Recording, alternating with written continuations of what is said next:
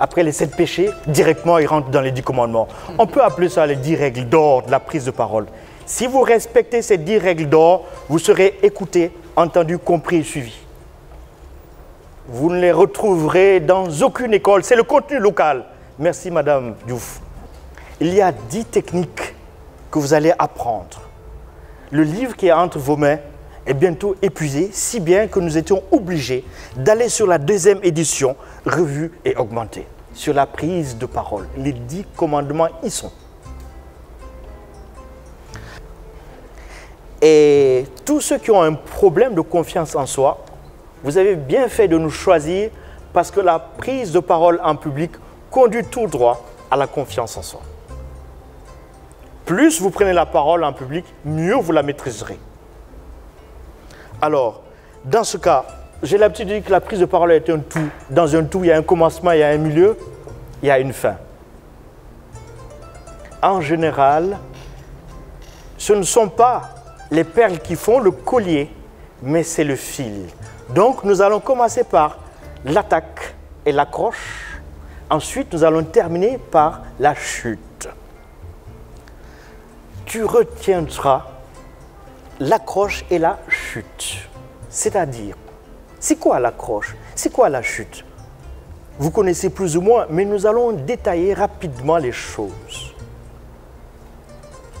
On ne commence pas sa prise de parole par l'introduction, thèse, antithèse, synthèse. La meilleure manière de rater sa prise de parole, c'est de parler comme on écrit. C'est différent. Ce n'est pas la même chose. Alors, il y a d'abord l'exhorte. L'exhorte est un mot barbare, E-X-O-R-D-E, pour dire juste les présalutations.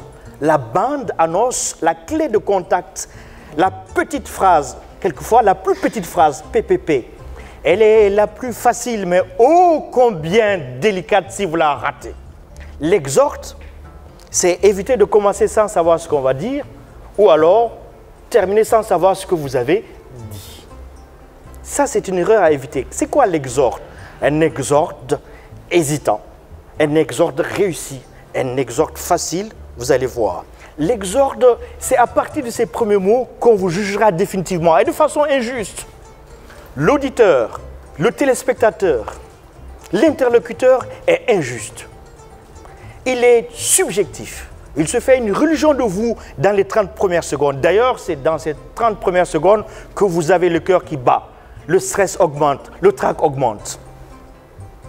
Donc les premiers mots, si vous n'inspirez pas confiance, si vous ne donnez pas confiance, ne nous demandez pas de vous faire confiance.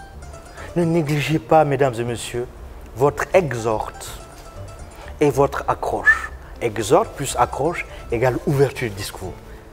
Il y a 2 moments où l'attention du public est au paroxysme. C'est le début et quand il entend cette phrase, enfin pour terminer. Même s'il dort, il se réveillera.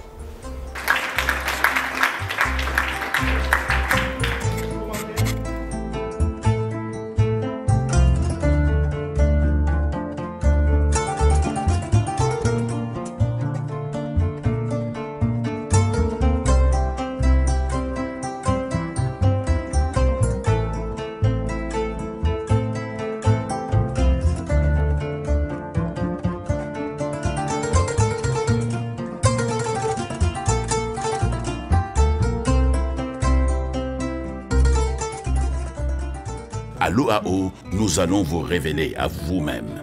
À l'école d'art oratoire, nous sommes des gens de parole.